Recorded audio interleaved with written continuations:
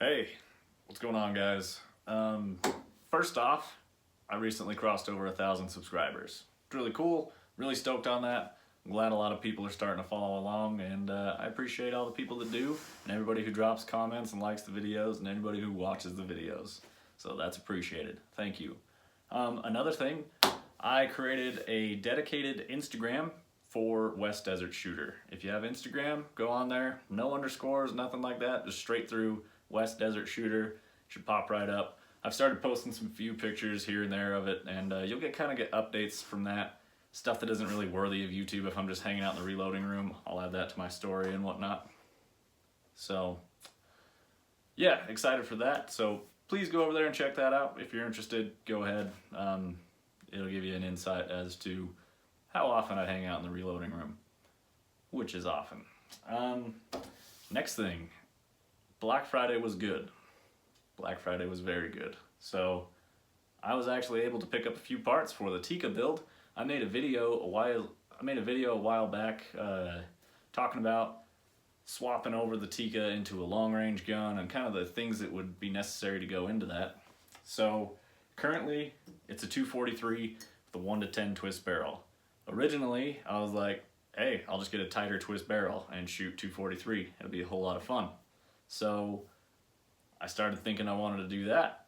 Then Von Precision did a 243 Ackley improved. Thought that was really awesome. It is an awesome rifle. And I started thinking to myself, do I want to go with the 243 if I'm going through the rebarrel process and do all this? I started looking into other bullet possibilities, and 7mm have great ballistic coefficients on their target bullets. So I started looking into rounds that were kind of a medium power. 7mm 08 didn't quite get the velocities I wanted, but like a 7mm -300 Win Mag, which is a 300 Win neck down to a 7mm, that was a bit much. It's a lot of powder, it's a lot of kick, and it's a little more costly. So I ended up deciding to go with the 280 Ackley improved, although the cartridge is still up for debate right now. I haven't quite bought the reamer, and I haven't bought any dies yet. Unless you can persuade me in like the next few weeks, pretty sure I'm going with the 280 Ackley improved, which is cool. It's a 30-06 based case. They neck the 30-06 down to a 7mm. That is a 280 Remington. And then you take out the taper of the case, you put a 40-degree shoulder on it, and that is a 280 Ackley improved. It gives you about an extra 100 feet a second over the regular 280 Remington. But I'm gonna put a big, long, nasty barrel on this, and it's gonna have a finished overall length of 26 inches. Do you guys wanna see it? So, here is the barrel blank. It's been profiled, so it starts out at 1.25 inches, and it tapers down to 0.8 inches. You have to cut off the last inch of the muzzle, and then as you chamber the rifle, that cuts out the first inch of the rifling on this end. So we're going to thread it, and we're going to cut threads on the end as well for a muzzle brake.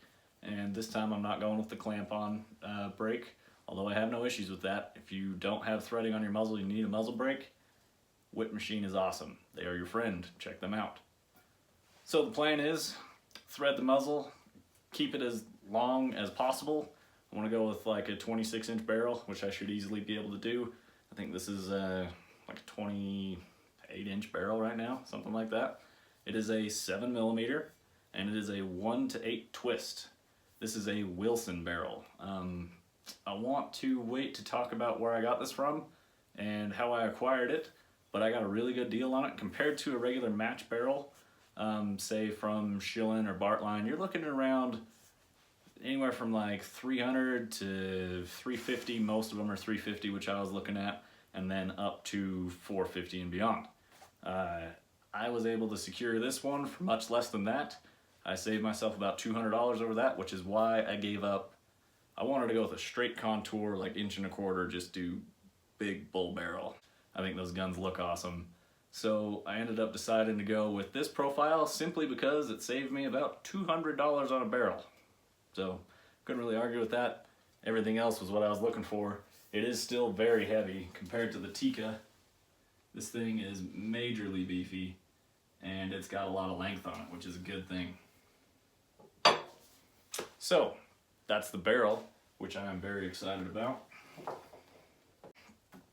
The next important step after rebarreling a Tikka, particularly mine, because I have this really thin sporter barrel, the stock is only inlet for just a little bit more than the sporter barrel.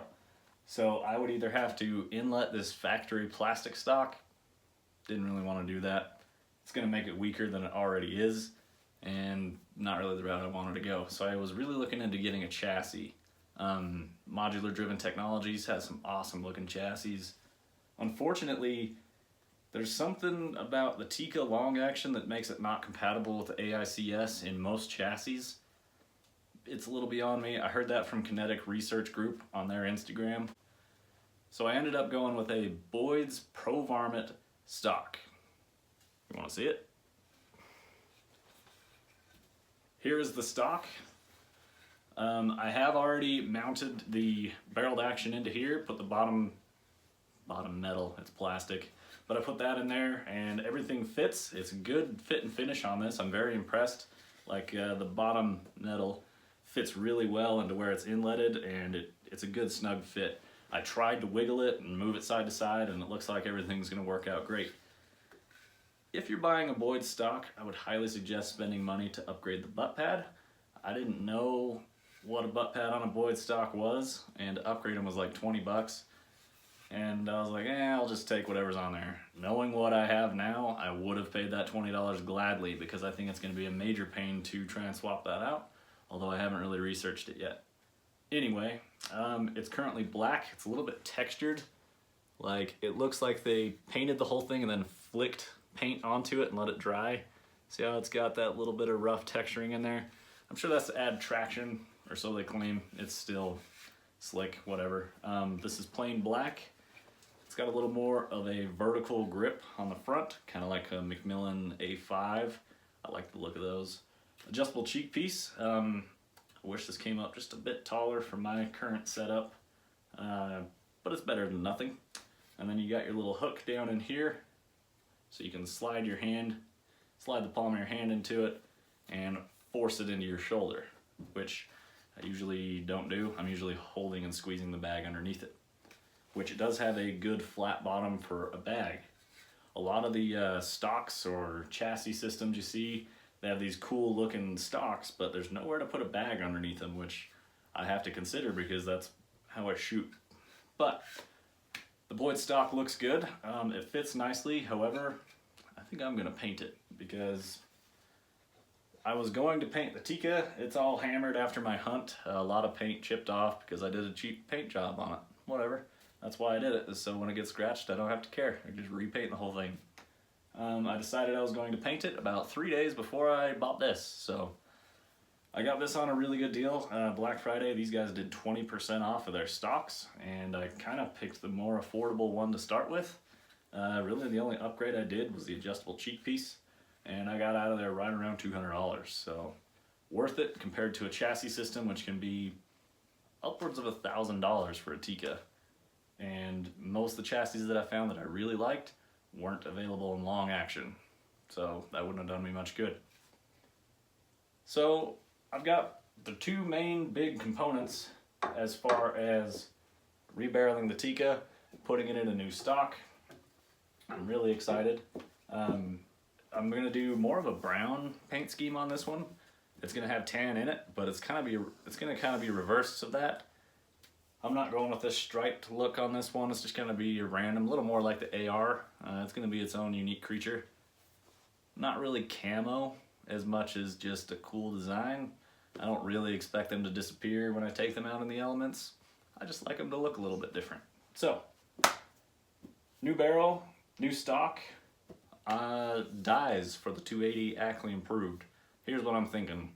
Redding body die, Lee neck collet die, and then as far as a seating die, I don't know if I want to spend the $110 on the competition seating die with the micrometer on top.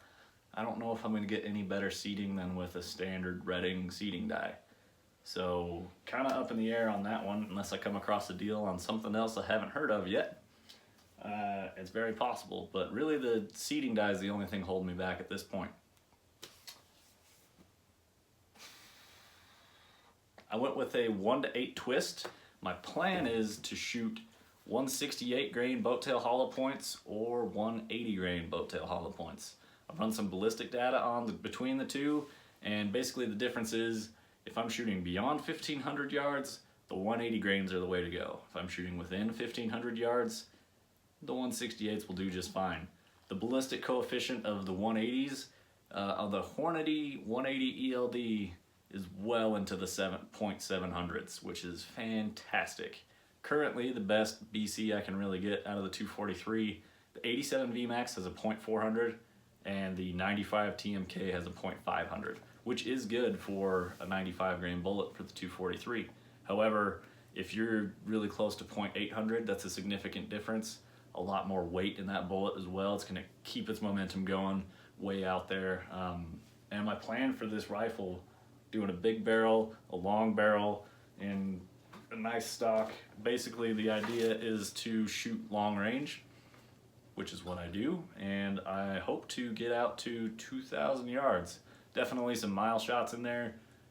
I'm gonna go out to 2,000. That's basically my goal to start out with. It's kind of how I was with the 243. When I first got it, I was like, man, I want to shoot 1,000 yards. With the 280 Remington Ackley improved, I feel the same way about 2,000 yards. With the 243, I accomplished that very successfully, and I think that with the 280, I'll be able to do the same thing and then push it even farther beyond that. I'm gonna go as far as I can. Basically, my limit is adjustable elevation, which with a 40 MOA base, that gives me 84 MOA up plus 34 MOA holdover in the scope. The real limiting factor is going to be wind. I know that I can dial like 20 or so left to right with the SWFA and then do a little bit of holds depending on, once you get down into that lower circle, you have less and less wind side to side that you can actually see. So that's gonna be my limiting factor. Gonna be good fun. I'm really excited to shoot this 280 Remington. I think that's gonna be about it. As far as the 243 and the videos I have going on for it, I'm going to finish up the How to Reload 243 series. We're gonna take some bullets out, we're gonna do load development with them, and that's gonna kind of be the last hurrah with my current 243. I'm gonna keep the barrel on hand. There's no reason to get rid of it. Nobody wants a barrel of a 243 that has 1,000 rounds down it. So I'm gonna hang on to it because it still shoots. I still have all my 243 components, so I'm gonna put those away for a rainy day. And hopefully I'll get another rifle at some point in 243. Hopefully with a tighter twist rate so I can shoot the real target bullets, because that's, I told you, she has to be pet. She makes an appearance every time she can. Say hello, Sydney. Twist rate, 243, cool, great. Eventually I'd like to get a target 243 built up, something similar, big heavy barrel, and that's the plan as far as the 243 goes, but that's a ways down the road. The 280, okay, time to get down. The 280 will make a great elk hunting gun, which I went elk hunting this year, and I carried the 243 around. That was awesome. The 280 is gonna be a heavy pig, and it's probably not gonna be so much fun. But because I hit 1,000 subscribers, I'm excited to go out and shoot 1,000 yards. We're going to take the 243 out and the 223 out. We're gonna go do another 1,000-yard target shot video, just because, you know, just because I hit 1,000 subscribers. I'm excited for that. So I know I haven't done a lot of long-range shooting videos lately.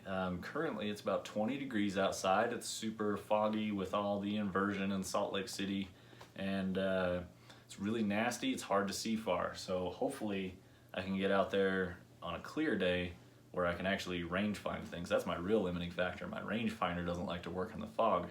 So we'll go out there, do what we can, shoot 1,000 yards to celebrate 1,000 subscribers. Thanks everybody. And the build is coming soon. I'm hoping to get it really start rolling around mid-January, late January, because I still got to get my reamer rented, the go gauge, and some other components. I need to get the components for the bullets themselves put together, and that should be it. So I appreciate you guys watching. Thank you for your time. We will talk to you guys later.